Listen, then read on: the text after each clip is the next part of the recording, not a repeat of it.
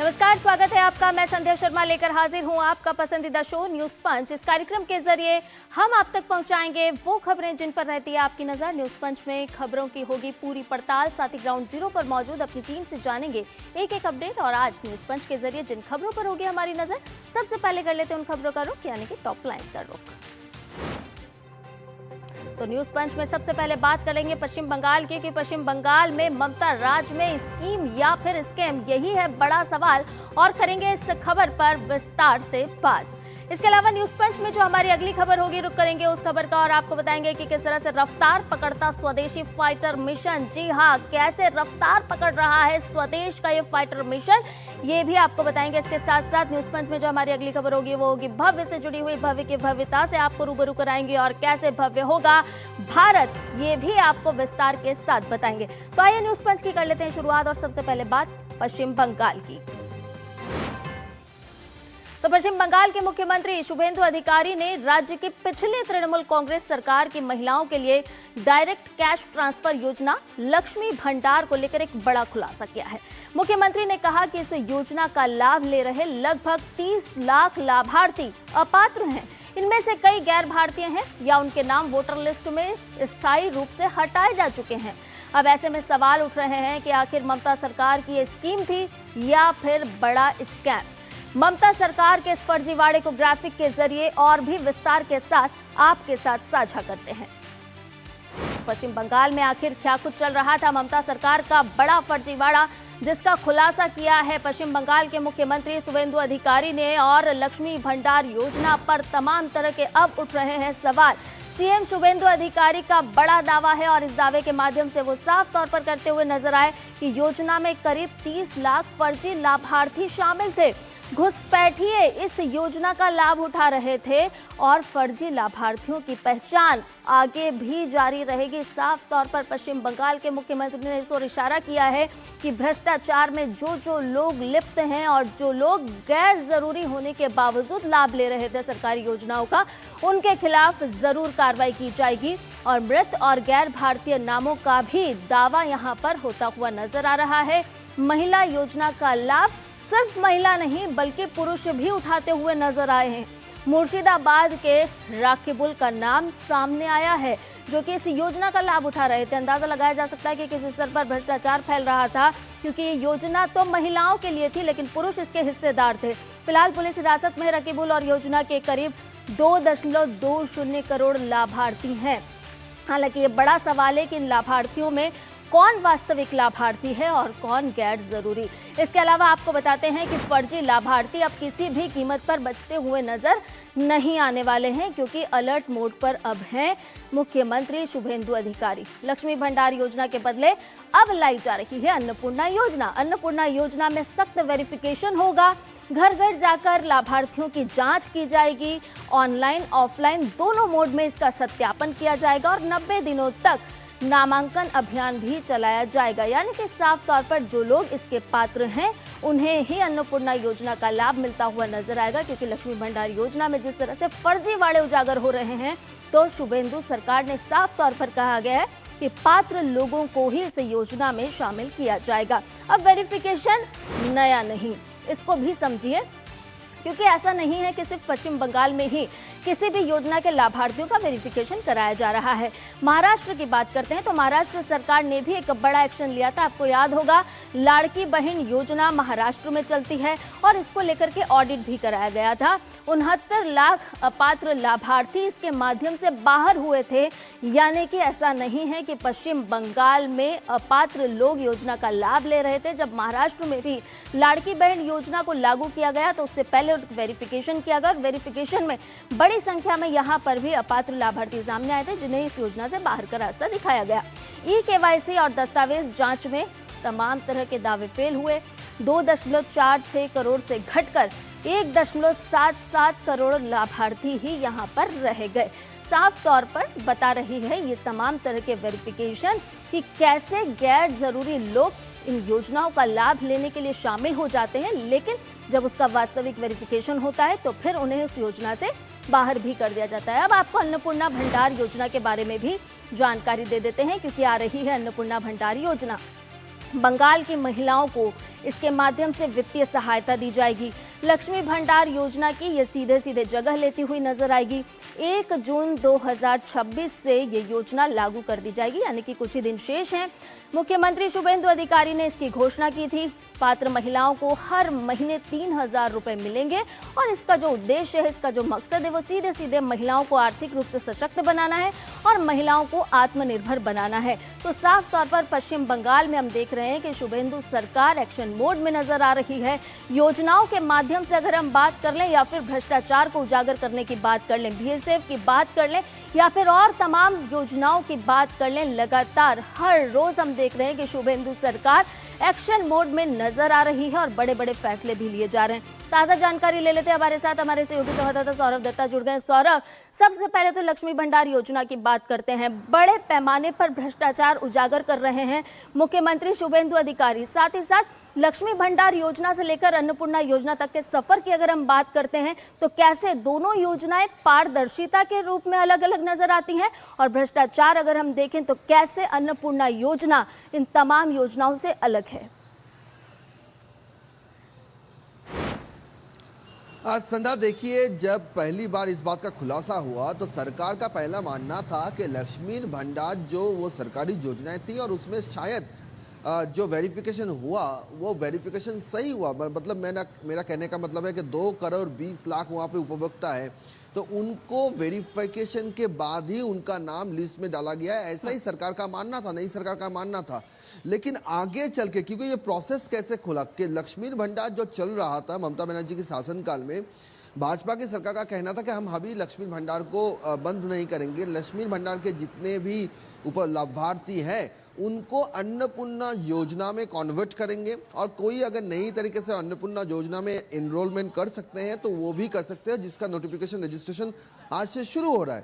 तो ये जो ट्रांसफॉर्मेशन का प्रोसेस चल रहा था, जो लक्ष्मी भंडार से अन्नपूर्णा योजना, तभी जाकर ये बात खुला कि 30 लाख, 1 लाख, 2 लाख, 3 लाख, 4 लाख नहीं, 30 लाख ऐसे लाभार्थी है जो फर्जी है, जो या तो मृतक है या फिर एसआईआर में वोटर लिस्ट में उनका नाम नहीं है, एब्सेंटी है, और या फिर जो भारत के है ही नहीं, ऐसे हैं। और कुछ तो ऐसे भी है जो महिलाएं ही नहीं है, पुरुष है, और फिर भी उनको इनका लाभ मिलता था। तो इन सारे बातों को लेकर ही मुख्यमंत्री शुभेंदु अधिकारी की सरकार का कहना है कि मानिए ऐसे कितने सरकारी योजना हो सकती है जहां पर ऐसे फिगर्स रह सकते हैं जिसमें घुसपैठियों को लाभ हो सकता है। और इसी के चलते अन्नपूर्णा योजना का जो फॉर्म अभी बनाया गया है उसमें काफी डिटेल्स में इंफॉर्मेशन लिया जा रहा है, और उस डिटेलिंग के वजह यही है कि ये जानना है कि किसी और सरकारी योजना में भी ऐसी गड़बड़ी तो नहीं है, मिलावट तो नहीं है, यही बात सुनिश्चित करने के लिए बिल्कुल सौरभ, जिस तरह से लक्ष्मी भंडार योजना में हमने साफ तौर पर देखा कि कहीं ना कहीं भ्रष्टाचार की बू यहाँ पर आती हुई नजर आ रही है, तो और भी जो योजनाएं पश्चिम बंगाल में चल रही थी वो भी सवालों के घेरे में है कि आखिर पात्र लोग उसका लाभ ले भी पा रहे थे या फिर नहीं। बहुत बहुत शुक्रिया सौरभ, इस वक्त तमाम जानकारी हमसे साझा करने के लिए। और न्यूज पंच में फिलहाल रुकने एक छोटे से ब्रेक के लिए जल्द हाजिर होंगे। चमकी चाट से क्या बना है? आलू चाट या फ्रूट चाट, स्वाद बढ़ाए चमकी चाट। स्वादिष्ट पकोड़े और बरसान, हर चमकी चाट है इसकी जान, चमकी चाट है इसकी जान, हर जुबां पे ये छाया। अब बताओ, स्वाद आया? असली स्वाद सिर्फ चंकी चाट। मसाले सच ठंडी। जब धरती चीर कर निकलता है लोहे का पत्थर और मिलता है मोंगिया के जोश से, फिर तपता है, पिघलता है और बनता है फौलाद। अब होता है सरिया सारी खूबियों के साथ। मोंगिया स्टील, मजबूत देश का मजबूत सरिया। मास्टर जी नमस्ते, 2 ड्रेसेस बनानी है, ठीक है? ऐसा कुछ। लेकिन मास्टर जी 4 दिन में पार्टी है, बन जाएगी ना पक्का? हो जाएगा। कैसे? फैशन चेंजेस हमेशा, उषा हमेशा। ब्रेक के बाद न्यूज पंच में आपका एक बार फिर से स्वागत है, और आइए अब बात करते हैं भारत के 5वीं पीढ़ी के स्टेल्थ फाइटर जेट की। 2035 तक भारत दुश्मनों के रडार को आसानी से चकमा देने में और भी सशक्त और सक्षम होने वाला है, क्योंकि भारत स्टेल्थ फाइटर जेट की तैयारी में रफ्तार से जुटा हुआ है। एडवांस मीडियम कॉम्बैक्ट एयरक्राफ्ट एक बार फिर पूरी तरह से देश में विकसित हो जाने के बाद अमेरिका के F-35 लाइटनिंग सेकंड और रूस के Su-57 स्टेल्थ फाइटर जेट को सीधे तौर पर टक्कर देगा। AMCA एक मध्यम वजन वाला बहुउद्देशीय 2 इंजन वाला स्टेल्थ लड़ाकू विमान होगा, जिसे भारतीय वायुसेना की जरूरतों के अनुसार डिजाइन और विकसित किया जा रहा है। इसके लिए तीनों कंपनियों को रिक्वेस्ट फॉर प्रपोजल यानी कि RFP जारी कर दिया गया है। इसके जवाब देने के बाद इस परियोजना के चयन की प्रक्रिया अगले लगभग 4 से 5 महीनों में पूरी होने की भी संभावना नजर आ रही है। अब इस खबर पर विस्तार से अपने संवाददाताओं से बात करेंगे, लेकिन इससे पहले आइए जान लेते हैं इस दिशा में कैसे भारत की तैयारी हो रही है। तो आपको बता दें कि भारत आत्मनिर्भरता की तरफ एक और मील का पत्थर साबित होता हुआ नजर आ रहा है। सशक्त कदम उठा रहा है भारत। लॉर्सन एंड टूब्रो यानी कि जो 3 कंपनियों की हम बात कर रहे हैं उसमें शामिल है Larsen and Toubro, Bharat electronic limited consortium, Tata advance systems, Bharat forge, BEML consortium और प्रोटोटाइप डिजाइन के लिए तीनों कंसोर्टियम में प्रतिस्पर्धा साफ तौर पर नजर आ रही है। यानी कि इन जो कंसोर्टियम है इनमें से किसी एक को ये प्रोजेक्ट मिलने वाला है और उसके बाद भारत आत्मनिर्भरता की उड़ान भरने के लिए सीधे तौर पर तैयार हो जाएगा। रक्षा क्षेत्र में भारत मजबूती के साथ लगातार आगे बढ़ रहा है और अपने आप को अपडेट भी कर रहा है। प्रोजेक्ट ये क्यों जरूरी है आपको बताते हैं IMCA के बारे में, क्योंकि स्टेल्थ तकनीक सुपर क्रूज क्षमता रखता है, उन्नत सेंसर और एवियोनिक तकनीक भी अपने आप में समाहित करता है। मेक इन इंडिया अभियान को इसके माध्यम से मजबूती मिलेगी। 5वीं पीढ़ी की फाइटर टेक में बनेंगे आत्मनिर्भर। जी हाँ, कैसे हम एक जनरेशन के साथ आगे बढ़ रहे हैं, आत्मनिर्भर हो रहे हैं रक्षा क्षेत्र में, साफ तौर पर समझा जा सकता है, क्योंकि जो पुरानी पीढ़ी के फाइटर जेट हैं उन्हें हटाने की कवायद भी की जा रही है और 5वीं पीढ़ी यानी कि अब अपग्रेड हो रहा है हमारा रक्षा तंत्र। हाईटेक एरोस्पेस इंडस्ट्री का विकास होगा और हजारों कुशल रोजगार भी इसके माध्यम से तैयार होंगे। तो आपको बता दें कि भारत का एक और अहम प्रोजेक्ट है AMCA, जिसको लेकर के तैयारियां पूरी तरह से की जा रही है। और ऐसे में अगर हम रक्षा क्षेत्र की बात करते हैं तो भारत एक बार और आगे बढ़ता हुआ नजर आ रहा है। स्टेल्थ फाइटर की तैयारी किस तरह से तेज है वो भी कुछ तथ्य आप जान लीजिए, क्योंकि 5वीं पीढ़ी के स्टेल्थ फाइटर प्रोग्राम को गति मिलती हुई अब नजर आ रही है। AMCA के लिए रिक्वेस्ट फॉर प्रपोजल जारी कर दिया गया है। रक्षा मंत्रालय ने मेगा प्रपोजल जारी किया है। प्रोटोटाइप फेज का 15,000 करोड़ रुपए का बजट है। 3 निजी कंपनियों का कंसोर्शियम रेस में काम के बोझ के कारण HAL इसमें शामिल होते हुए नजर नहीं आ रहा है। अब आपको टाइमलाइन के बारे में भी बता देते हैं, क्योंकि भारत कैसे रक्षा क्षेत्र में दिन प्रतिदिन उन्नति कर रहा है, तो आप टाइमलाइन को भी समझिए इसकी।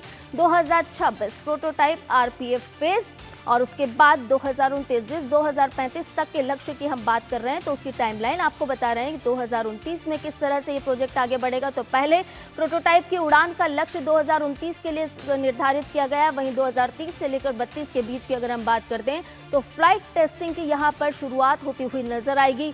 परीक्षण उड़ानों को 7 साल के भीतर पूरा करना इसका लक्ष्य रखा गया। लगभग 1800 फ्लाइट टेस्ट शॉर्टी की योजना भी साफ तौर पर तैयार कर ली गई है। तो रक्षा क्षेत्र में भारत न केवल आत्मनिर्भर हो रहा है बल्कि मजबूती के साथ कदम भी आगे बढ़ा रहा है।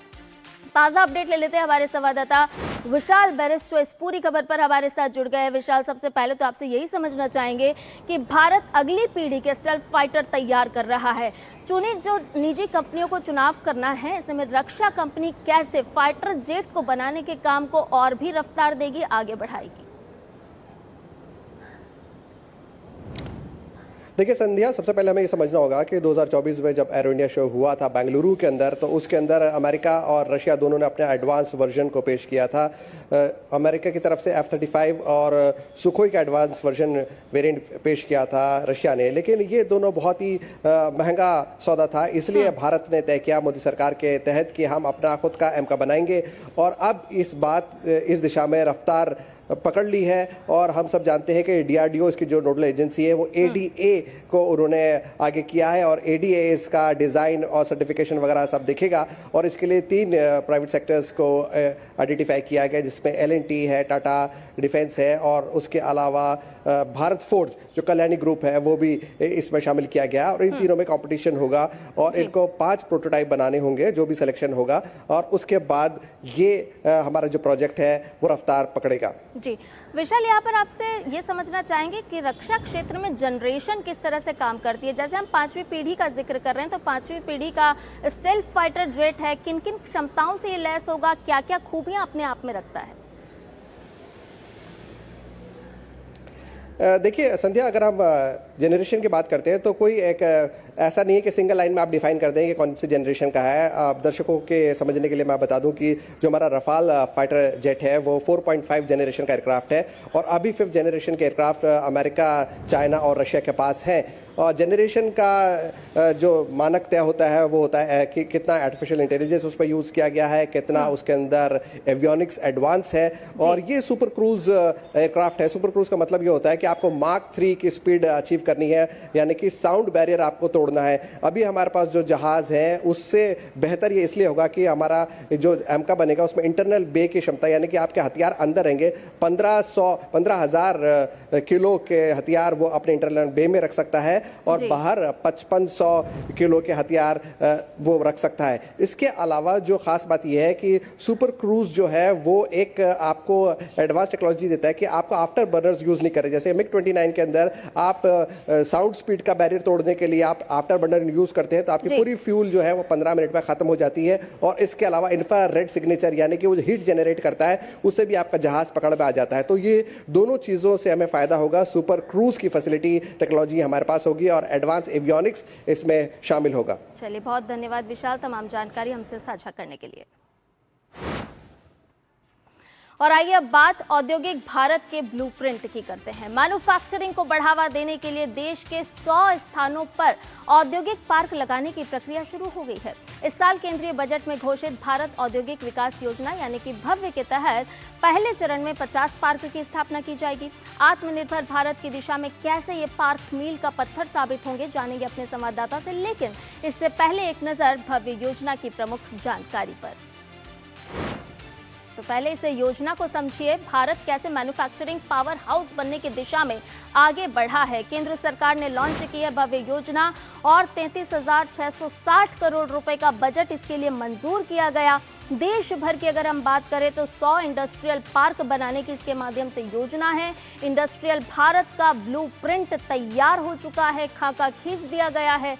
मेक इन इंडिया को मिलेगी नई रफ्तार भव्य योजना के माध्यम से। और पहले चरण की अगर हम बात करें तो पहले चरण में 50 पार्क चयनित किए जाएंगे, यानी कि 50 पार्क होंगे जो अलग अलग राज्यों में होंगे, जिन्हें विकसित किया जाएगा। अब आपको बताते हैं कि कैसे आखिर ये भव्य योजना अलग है, यानी कि अपने आप में ये खासियत रखती है और खूबी रखती है ये योजना। तो रेडी टू यूज औद्योगिक पार्क तैयार करने की ये योजना है। और साथ ही साथ आपको बताएं कि फैक्ट्री लगाने के लिए एक इंफ्रास्ट्रक्चर तैयार किया जाना है, जहां बिजली, पानी, हाई स्पीड कनेक्टिविटी उपलब्ध होगी, समय की इससे बचत होगी और बाधाएं भी कम होंगी। और लाल फीताशाही, खास तौर पर लाल फीताशाही और कागजी प्रक्रिया इसके माध्यम से खत्म हो जाएगी। प्लग एंड प्ले सुविधा से इसका फायदा मिलता हुआ नजर आएगा, यानी कि इंफ्रास्ट्रक्चर की अगर हम बात करते हैं, पूरे इकोसिस्टम की जब हम बात करते हैं तो भव्य योजना के माध्यम से इसे तैयार किया जाएगा। और ये तमाम अलग योजनाओं से खुद को कैसे अलग करती है, ग्राफिक के जरिए हमने आपको बताया। अब आपको ये बताते हैं कि आखिर अगर हम समय को देखें तो आखिर अभी ये क्यों ज़रूरी है, ये भी एक बार जानिए। क्योंकि जिस समय में हम देख रहे हैं कि ग्लोबल सप्लाई चेन में बदलाव नजर आ रहा है, तो ऐसे समय में भारत आत्मनिर्भरता की ओर एक और मजबूत कदम बढ़ाते हुए आगे बढ़ा है। भारत में मैन्युफैक्चरिंग बदलाव की जरूरत लंबे समय से महसूस की जा रही थी और इस जरूरत को अब पूरा करते हुए केंद्र सरकार नजर आ रही है। इस योजना के माध्यम से नीति और काम के बीच दूरी कम होगी और भविष्य से उद्योगों में बड़ी तरक्की की संभावनाएं भी साफ तौर पर नजर आ रही है। बड़े स्तर पर मैन्युफैक्चरिंग को इसके माध्यम से बढ़ावा मिलेगा और इतना ही नहीं, निर्यात आधारित उद्योगों को भी समर्थन मिलता हुआ नजर आएगा। अब योजना के प्रभाव की भी बात कर लेते हैं कि आखिर ये जो योजना है कैसे प्रभाव डालती हुई नजर आएगी, कैसे देश को गति देती हुई नजर आएगी। तो निजी निवेश की बात करते हैं, क्योंकि निजी निवेश में इसमें तेजी आने की पूरी संभावना नजर आ रही है। मैन्युफैक्चरिंग को बढ़ावा मिलेगा और विदेशी निवेश भी इसमें होगा। निर्यात क्षमता होगी और मजबूत, यानी कि जो निर्यात करने की भारत की क्षमता है वो और भी मजबूत होगी। बड़े स्तर पर इसका रोजगार मिलने के आसार हैं। टैक्स राहत से बढ़ेगा इसका निवेश और मजबूत लॉजिस्टिक नेटवर्क भी तैयार होगा और विदेशी कंपनियों के लिए निवेश करना आसान होगा। जब आप एक पूरा इंफ्रास्ट्रक्चर तैयार कर देते हैं, इकोसिस्टम तैयार करते हैं, तो निवेश आने की संभावनाएं भी और भी बढ़ जाती है। और ताज़ा अपडेट ले लेते हैं हमारे साथ हमारे संवाददाता अजय मिश्र जुड़ गए इस पूरी खबर पर। अजय, भारत औद्योगिक विकास योजना यानी कि भव्य योजना से कौन कौन से ऐसे खास तौर पर सेक्टर हैं जिन्हें एक बड़ी ग्रोथ मिलती हुई नजर आएगी और तमाम सारी जो संभावनाएं हैं उसके द्वार खुलते हुए नजर आएंगे? संध्या, देखिए, अगर 2047 तक भारत को विकसित राष्ट्र बनाना है तो उसमें जो मैन्युफैक्चरिंग की हिस्सेदारी है जीडीपी में, उसको बढ़ाना बहुत ज़रूरी है। इसमें कोई दो राय नहीं है। रोजगार का सृजन इससे सीधे तौर पर जुड़ा हुआ है और आपने देखा है कि जितने भी विकसित राष्ट्र रहे हैं उनके अर्थव्यवस्था में मैन्युफैक्चरिंग का योगदान बहुत ही ज़बरदस्त रहा है। अभी आप भारत की बात करें तो जीडीपी में कुल योगदान मैन्युफैक्चरिंग का करीब 17% है, जिसको कई सालों पहले से बढ़ा करके 25% तक ले जाने की बात कही जा रही है, लेकिन ऐसा हो नहीं पा रहा है। बहुत सारी वजह हैं उसकी, और उसी को स्ट्रेंथन करने के लिए, उसी को स्मूदन करने के लिए जो भव्य योजना है लाई गई है। अभी आप देखें तो भारत में औद्योगिक पार्क की संख्या कम नहीं है। 4500 औद्योगिक पार्क काम कर रहे हैं अलग अलग राज्यों में। करीब 7 लाख हेक्टेयर के ऊपर इस पर काम चल रहा है। अलग अलग सेक्टर्स में, चाहे आप ऑटो की बात करें, इंजीनियरिंग की बात करें, टेक्सटाइल की बात करें, बहुत सारे क्लस्टर्स ऑलरेडी काम कर रहे हैं। तो बहुत सारे जो सेक्टर्स हैं, खासतौर पर जो एमएसएमई के साथ जुड़े हुए हैं, जो लेबर इंटेंसिव सेक्टर्स हैं, उनको मजबूती मिलने की उम्मीद है। लेकिन ये जो ग्रीन फील्ड औद्योगिक पार्क बनाए जा रहे हैं और राज्यों के सहयोग से बनाए जाएंगे, उसमें सबसे बड़ी बात यह है कि जो पर्यावरण का ख्याल रखा जाएगा, जो नई ग्रीन टेक्नोलॉजी का ख्याल रखा जाएगा और जो उभरती टेक्नोलॉजीज हैं उनसे उनको ध्यान में रख करके जब ये नए इंफ्रास्ट्रक्चर बनाए जाएंगे तो ये पूरे के पूरे इंडस्ट्रियल पार्क्स और स्मार्ट होंगे, मैन्युफैक्चरिंग को बढ़ावा देने वाले होंगे और खासतौर पर रोजगार की जो संभावना है उसको और बिल्कुल अजय, जब हम इंफ्रास्ट्रक्चर की बात करते हैं तो यहाँ पर हमें अपने हाईवे प्रोजेक्ट्स भी देखने होंगे कि जिन्होंने रफ्तार पकड़ी और लॉजिस्टिक क्षेत्र में किस तरह से वो मील का पत्थर साबित हुए हैं। अब ऐसे में भव्य योजना भी मैन्युफैक्चरिंग सेक्टर को किस तरह से एक बड़े स्केल पर ले जाती हुई नजर आएगी? तो आत्मनिर्भर भारत और मेक इन इंडिया और उसके साथ साथ जो प्रधानमंत्री गति शक्ति मिशन है, उसको अगर आप इंटीग्रेट करें तो ये सब कुछ मिल करके मैन्युफैक्चरिंग को बढ़ावा देता हुआ नजर आ रहा है। तो जितने भी ईज ऑफ डूइंग बिजनेस के पैमाने होते हैं, चाहे वो केंद्र सरकार हो, और अब कोशिश की जा रही है कि राज्य सरकारों को इसमें शामिल किया जाए। राज्य सरकारों के साथ मिल करके स्पेशल पर्पज व्हीकल बनाया जाएगा और जो प्लग एंड प्ले जो मॉडल बनाया जा रहा है कि कोई भी इंडस्ट्री आकर के उन इंडस्ट्रियल पार्क में केवल उनको अपनी फैक्ट्री सेटअप करनी है और ये बहुत बड़े स्तर पर होंगे। 100 एकड़ की बात की जा रही है, 50 एकड़ की बात की जा रही है, जो हिली एरियाज़ हैं, हिमालयन एरियाज है उसमें। तो आप सोचिए कि इतने बड़े एरिया में अगर आप मैन्युफैक्चरिंग एक्टिविटीज़ के बढ़ावा देने के लिए प्लग एंड प्ले मॉडल पर आप ये नए स्मार्ट और नए युग के जो इंडस्ट्रियल पार्क है उनकी स्थापना करेंगे तो कहीं ना कहीं भारत की नई उड़ान है। लेकिन इसके साथ साथ अजय आपसे ये भी समझना चाहेंगे कि अगर हम मौजूदा स्थिति की बात करें, मौजूदा समय की बात करें, तो इस समय में भारत कई देशों के साथ एफटीए कर रहा है। अब ऐसे में इस योजना से क्या भारतीय मैन्युफैक्चरर जो हैं उन्हें अंतर्राष्ट्रीय बाजार में प्रतिस्पर्धी तरीके से उतरने का मौका मिलता हुआ नजर आएगा? तो बिल्कुल, जिस तरह से इंडस्ट्रियल पार्क को अगर आप मैन्युफैक्चरिंग की ग्रोथ का इंजन मानिए तो ये जो एफटीएज हैं वो पूरी दुनिया के दरवाजे खोलेंगे, वर्ल्ड मार्केट के दरवाजे खोलेंगे हमारे इन प्रोडक्ट्स के लिए। और इसलिए जो एफटीएज किए गए हैं, कॉम्प्रिहेंसिव इकोनॉमिक एग्रीमेंट, चाहे वो ईयू के साथ हो, साथ में यूएई के साथ हो, अभी हाल ही में हमने ऑस्ट्रेलिया के साथ किया है, एक्टा के साथ हमने $100 बिलियन का इन्वेस्टमेंट कमिटमेंट किया है और उनके बाजार तक हमारी पहुंच बढ़ेगी। यूके के साथ हमने FTAs किया है। तो ये सारे के सारे जो वैश्विक बाजार की हम डाइवर्सिफिकेशन की ओर बढ़ रहे हैं, वो ऑब्वियसली आपकी जो मैन्युफैक्चरिंग है उसको एक नया मार्केट देगा। और FTAs आने वाले दिनों में, चूंकि DPIIT का ये भव्य कार्यक्रम है और एक्सपोर्ट विंग की जिम्मेदारी है, तो ये पूरा का पूरा जो नोडल मिनिस्ट्री है किस तरह से एक्सपोर्ट्स को बढ़ाया जाए, मैन्युफैक्चरिंग को बढ़ाया जाए, उस पर काम कर रही है। और इसका नतीजा आपको आगे आने वाले 5 से 10 सालों में ज़रूर देखने को मिलेंगे, जब भारत आपको एक वाकई एक अल्टरनेट मैन्युफैक्चरिंग हब के तौर पर पूरी दुनिया के सामने खड़ा नजर आएगा। बहुत बहुत शुक्रिया अजय, तमाम जानकारी हमसे साझा करने के लिए। और न्यूज़ पंच में फिलहाल के लिए इतना ही। मुझे और मेरी पूरी टीम को दीजिए इजाजत। नमस्कार।